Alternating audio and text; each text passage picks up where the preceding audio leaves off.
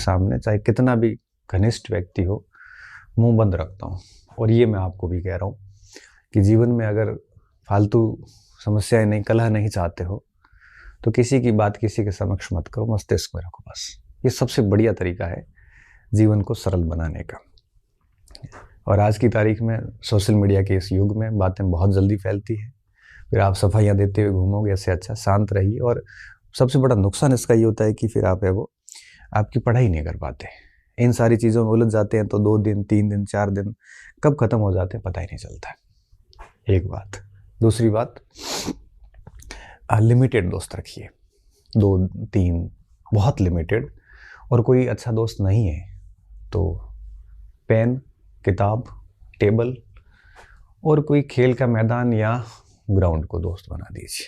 सबसे बढ़िया ये है, थक गए घूम के आ जाओ, पढ़ लो, म्यूजिक सुन लो और खूब मेहनत कर लो। अच्छा दोस्त नहीं है तो बेहतर है कि अकेले बढ़िया है। और अकेला भी अपने आप में परम सुख है। कोई चिक चिक नहीं, शांति से ज़िंदगी चलती है, आराम से पढ़ाई होती है और कोई ऊर्जा खराब नहीं होती। और अगर 2-3 दोस्त अच्छे मिलते हैं तो बेहद बेहद शानदार बात है। नहीं मिलते हैं तो कम से कम झूठे लोगों से दूर रहें। 1,00,000 लोगों की बजाय 5 अच्छे लोग भी साथ हो तो ज़िंदगी बेहतर बन जाती है। कोशिश करें कि लिमिटेड से लिमिटेड ग्रुप रखें, कम से कम लोग अपने आसपास रखें। और नहीं है आसपास 1-2 लोगों से अधिक, कोई इशू नहीं। आप खेल के मैदान में जाइए, प्रैक्टिस कीजिए, थोड़ा बहुत 1-2 घंटे खेल कूद लीजिए, गाने सुन लीजिए और फिर 10-15 घंटे 12 घंटे पढ़ाई कर लीजिए। जितना कम ग्रुप होगा उतना ही कम डिस्टर्बेंस होगा, जितना कम ग्रुप होगा उतनी ही कम बातें होगी, जितना छोटा ग्रुप होगा उतना ही इफेक्टिव रिजल्ट आता है। जिन लोगों के ग्रुप बहुत बड़े होते हैं वो लास्ट में अकेले पड़ जाते हैं, मैंने देखा है ये। और जिनके ग्रुप बहुत छोटे होते हैं वो हमेशा बाद में बड़े ग्रुप का नेतृत्व कर रहे होते हैं। तो बड़े ग्रुप के साथ में जब हम रहते हैं तो हम अपनी एक प्रकार से यूँ समझ लीजिए कि अपना समय, ऊर्जा बहुत खराब कर रहे होते हैं। इससे अच्छा होता है कि 2-3-4 लोगों के साथ में क्लोजली रहिए और वो ऐसे लोग हो जो आपसे अच्छे अधिक पढ़ रहे हो, भले आपसे इंटेलिजेंट नहीं हो लेकिन मेहनत कर रहे हो। ऐसे लोगों के साथ आप अपना ग्रुपिंग करिए और जितना हो सकता है भीड़ से मुख मोड़ लीजिए, अन्यथा क्या होगा, आपकी समय जो है वो बर्बादी होगी और आप एक बढ़िया परिणाम नहीं दे पाओगे। तीसरी बात, अपनी वैल्यू बनाए रखें। वैल्यू तभी बनी रहती है जब आप कम से कम एक्सपोजर होते हैं। आप अपने आप को जितना अधिक एक्सपोज करोगे उतनी आपकी वैल्यू डाउन होती है। मतलब ये हुआ कि आप कहीं पे भी बैठे हैं, लूज टॉक कर रहे हैं, मतलब अंट संट कुछ भी बोल रहे हैं, आप किसके बारे में क्या बोल रहे हैं, वो मास्टर ऐसा, वो शिक्षक ऐसा, वो स्टूडेंट ऐसा, वो किताब ऐसी, वो मटेरियल ऐसा, वो भर्ती ऐसी, आरपीएससी ऐसी अगर बहुत बकवास कर रहे हैं आप कहीं पे भी, चाय की थड़ी से लेके दोस्तों के रूम तक, परिणाम ये निकलेगा कि आप तो बोलते जाओगे, धीरे धीरे आपको आपकी वैल्यू डाउन होती जाएगी, कोई वैल्यू नहीं रहेगी। मेरा ये मानना है कि हमें उतने शब्द बोलने चाहिए जो प्रमाणिक हो और जो आवश्यक हो, बाकी शांत रहना चाहिए। आप अगर चाहते हो आपकी वैल्यू बनी रहे तो कम से कम एक्सपोजर होइए। ज़्यादा से ज़्यादा, जितने ज़्यादा एक्सपोज बनेंगे, आप खुद को जितना एक्सपोज करोगे उतनी आपकी वैल्यू डाउन होती है। जितना आप रिजर्व रखोगे, ज़रूरत पड़ने पर 4 शब्द कह दो तो आपकी वैल्यू बनी रहती है। इसलिए कहते हैं कि बहुत मौके पर जहाँ आपको कोई सुनने वाला हो और जहाँ बोलना बहुत ज़रूरी हो, वहाँ बहुत सीमित शब्दों में आप अपनी बात रख दीजिए, आपकी वैल्यू सच में बनी रहती है। और अगर आप बेबुनियादी बकवास करते हैं हर जगह पे तो अल्टीमेटली परिणाम ये होगा कि आपको कोई नहीं पूछेगा और आपकी बात को कोई सीरियस नहीं लेगा। ऐसा कहा जाएगा ये यूं ही बकता रहता है। ये बात यूट्यूब पे भी लागू होती है। जैसे मान लो हर दिन कोई यूट्यूब पे चढ़ जाता है, अब मैं भी अगर हर दिन ऐसे आते आते बोलूँगा ना, जैसे मैं तो आज ये मोटिवेशनल स्पीच लेके शायद 6-7 महीने बाद आया हूँ बिना किसी विषय के। अगर मैं ये हर दिन आऊँगा तो मेरी भी कोई वैल्यू नहीं रहेगी। इसलिए कहते हैं कि वैल्यू जो है वो बनाए रखिए और ये तभी होगी जब आप अपने आप को थोड़ा रिजर्व रखेंगे। अब हर जगह बकवास करेंगे तो कहते हैं कि बोलना वहीं चाहिए जहाँ बहुत ज़्यादा ज़रूरी हो और आपकी बात सुनने वाला कोई हो। हम कई बार मंचों पे जाते हैं तो कई बार हम 15 मिनट का स्पीच देते हैं, कई बार 1.5 घंटे का हो जाता है। ये उस बात पे डिपेंड करता है कि सामने श्रोता कौन है। अगर वो बहुत ध्यान से सुन रहे हैं तो हमारी बात बढ़ती जाती है और कभी कब 1.5 घंटा चला जाता है हमें खुद को पता नहीं चलता। और कई बार श्रोता ऐसे उदासीन से होते हैं, सुनने के मूड में नहीं होते हैं, तब हम हमारी बात को 10-15 मिनट में ख़त्म कर देते हैं। तो जितना आवश्यक हो, जितना ज़रूरी हो, जगह देखिए, कहाँ बैठे हो आप, उस हिसाब से बोलिए। और जितना लिमिटेड बोलोगे उतनी आपकी वैल्यू बनी रहेगी। कम बोलने वाले लोगों की वैल्यू बहुत अच्छी होती है। मनमोहन सिंह जी उनमें से एक थे। चौथी बात, अपनी प्लानिंग, अपनी स्ट्रेटजी कोशिश करिए कि वो थोड़ी सीक्रेट रहे। आप किस भर्ती की तैयारी कर रहे हैं, कैसे कर रहे हैं, ये अपने मन में रखें और अपने कुछ लोगों तक रखें। हालांकि मेरे पर ये बात लागू नहीं होती, मैं तो बोल देता हूँ कि मेरे आगे क्या प्रोजेक्ट है, मैं तो बोल देता हूँ। लेकिन मैं कोशिश ये करना आपको ये कहना चाहूँगा कि ये गलती आप ना करें। जो मन में है, जो प्लानिंग है, उसको थोड़ा सीक्रेट रखें। प्लानिंग आउट होने के बाद में फिर वो उतनी इफेक्टिव नहीं रहती। हालांकि मेरे इंटेंशन अलग होते हैं, हम कुछ बोल देते हैं प्रोजेक्ट के बारे में, पहले ही बोल देते हैं, फिर दबाव आ जाता है, फिर हमें करना पड़ता है। नौकरी लगने के बाद में व्यक्ति थोड़ा सा आलसी हो जाता है, तो हम भी आलसी हो गए। हालांकि अब अभी तक तो मैं नहीं हूँ, लेकिन मैं पहले से एक प्रोजेक्ट आगे अनाउंस करके रखता हूँ, तो फिर उसका दबाव रहता है, तो दबाव के चलते काम करता रहता हूँ। इसलिए हम लोग पहले बोल देते हैं। बाकी मुझे पता है कि प्लानिंग कहनी नहीं चाहिए, लेकिन मैं इसलिए कहता हूँ कि फिर कहने के बाद में हमारे ऊपर एक प्रेशर बन जाता है कि अब आपको काम करना पड़ेगा, और उसके चलते हम कर लेते हैं। लेकिन बेरोजगारी के दौर में हम प्लानिंग सीक्रेट रखते थे कि क्या करना है, क्या नहीं करना है, ये बस मस्तिष्क में रखिए, ताकि लोगों का आपके ऊपर बिना फालतू का जो दबाव है वो कभी नहीं आएगा। और जो भी स्ट्रेटजी बनाते हो पूरी सीक्रेट रहनी चाहिए। फिर उसको इम्प्लीमेंट करने के लिए छोटी छोटी प्लानिंग बनाइए कि प्रतिदिन कितना करना है, वीकली क्या करना है, मंथली क्या करना है, पूरा एक सिस्टमेटिक तरीके से होना चाहिए। तभी आनंद आता है पढ़ाई में और आप अपने आप में मस्त रहते हैं। आप अगर दुनियावी क्षेत्रों में फंसे हुए हैं तो कोई प्लानिंग काम नहीं करेगी। जैसे कहा ना, दूसरे की बात तीसरे की बात दूसरे के सामने, दूसरे की बात तीसरे के सामने, ऐसे करना, बहुत सारी ग्रुपिंग, हर जगह बकवास, हर जगह मीटिंग में चले जाना, सोशल बहुत अधिक होना, तो कोई प्लानिंग काम नहीं करेगी। इसलिए उन सारी चीज़ों से दूर रहते हुए ये करना चाहिए, ताकि जितनी रणनीतियाँ सीक्रेट होती है उतनी प्रभावी तरीके से काम कर सकती है। इसके अलावा जब भी कोई डिसीजन लेते हो तो आप अपनी क्षमता और अपने समझ के अनुसार लेने चाहिए। आप देखा देखी नहीं करनी चाहिए कि दुनिया क्या कर रही है, वो दुनिया के ऊपर छोड़िए। आप अगर ये सोचते हैं कि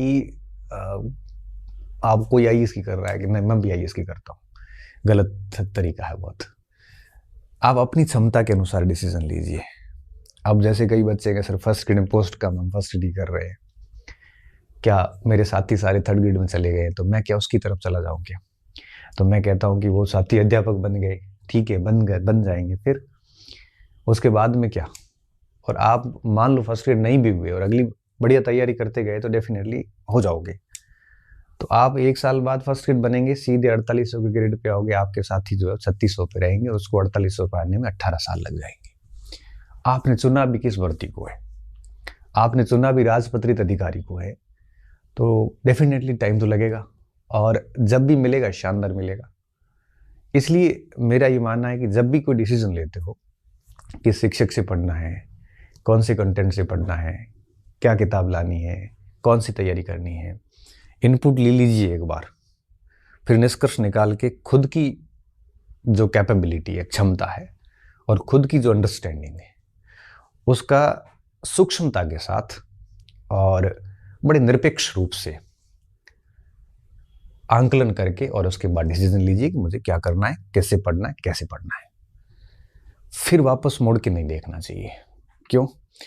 क्योंकि जितना आप डिसीजन डगमगाएगा, जितना अस्थिर होंगे, उतनी ही तैयारी आपकी नेगेटिव रूप से प्रभावित होगी। एक बार डिसीजन लेने के बाद में उसको लागू करने के लिए जान लगा दीजिए, और आप देखना कि एक शानदार परिणाम आपके पास में होगा। शानदार परिणाम मैं बता रहा हूं। अगर भटकाव बहुत अधिक है तो निश्चित तौर पे दिक्कत होती है।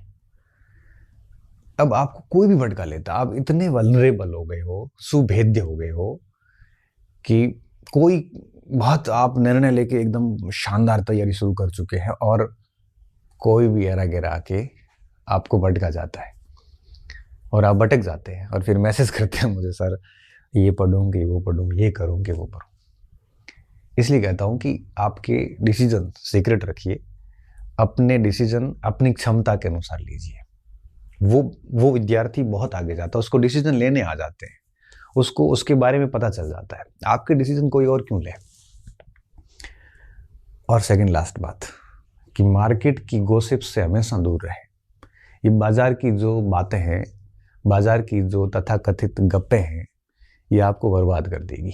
ये आपकी वैल्यू डाउन करती है, आपको आवारा सा घोषित कर देती है, आपका ध्यान भटकाती है, आपको एक प्रकार से यूँ समझ लीजिए कि भटकाने का काम करती है। आपके निर्णय गड़बड़ा जाएंगे।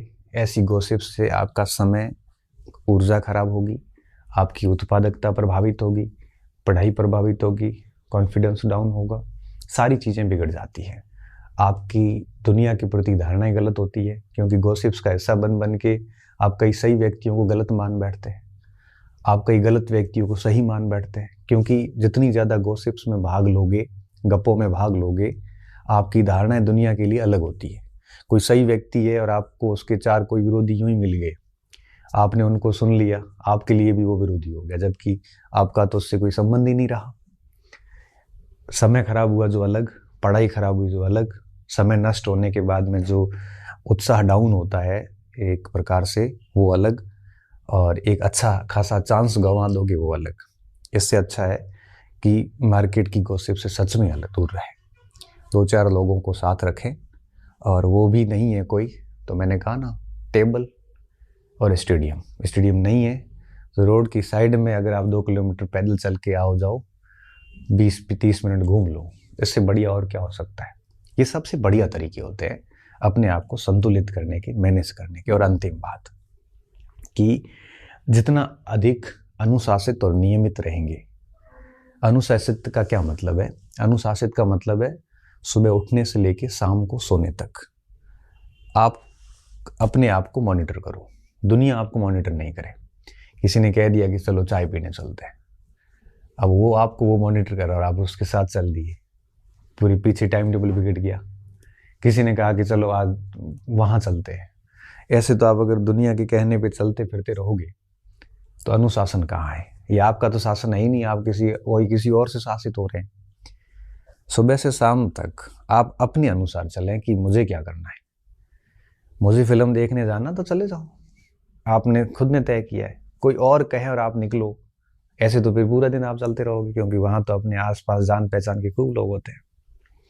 अनुशासन का मतलब ये है कि आप अपने अनुसार चलें और अपने अनुसार जो काम करने हैं वो सब करते रहें, तभी नियमितता बनती है, तभी टाइम का यूटिलाइज होता है और प्रोडक्टिविटी आती है, उत्पादकता आती है। टाइम की जितनी अधिक उत्पादकता आएगी, जितना अधिक टाइम को आप अच्छे से यूटिलाइज करोगे, प्रोडक्टिविटी बढ़ती जाती है, कॉन्फिडेंस बढ़ता जाता है। आप हमेशा इस बात का ध्यान रखें कि आप अपने अनुसार चलें। आपको चाय की तलब लगी है तो आप जाएं और पी के आए। कोई आपको कह रहा है कि चाय पीने चले और आप जा रहे हैं, ये गलत है। क्यों? क्योंकि ऐसे तो आप अभी चाय पीने चले गए, अब थोड़ी देर बाद में कोई और दोस्त आएगा, आपको कहेगा कि वहाँ चलते हैं, फिर आप वहाँ जाओगे। ऐसे तो आप दुनिया को ना ही नहीं कह पाओगे, नो सेइंग की पावर ही नहीं है। ये तो अनुशासन जैसी तो बात ही नहीं रही। अनुशासन का मतलब होता है आप अपने अनुसार चलें, और सुबह से शाम तक आपका पूरा दिन बिल्कुल फिक्स होना चाहिए किस समय क्या कार्य करना है। सुबह सुबह 3 घंटे पढ़ना है तो ठीक है, सुबह 3 बजे, 4 बजे, 5 बजे उठे, 8-9 बजे तक बढ़िया 4-5 घंटे पढ़ाई कर ली। क्या पढ़ना था वो आप अपनी प्लानिंग सेट करके रखो, फिर आराम से घूमे फिरे, खाना वाना खाया, उसके बाद 2-3 घंटे सो लिए, 3-4 घंटे और पढ़ लो, फिर रात को 1-2 घंटे और पढ़ लो। अब ये सारा काम आपके अनुसार होना चाहिए। कोई और इसको अगर मॉनिटर कर रहा है तब तो आप कभी किसी को मना ही नहीं कर पाओगे, आपका टाइम ही बर्बाद होता रहेगा। घर परिवार छोड़ के माँ बाप ने आपको भेजा है और आप जो है वो दुनियावी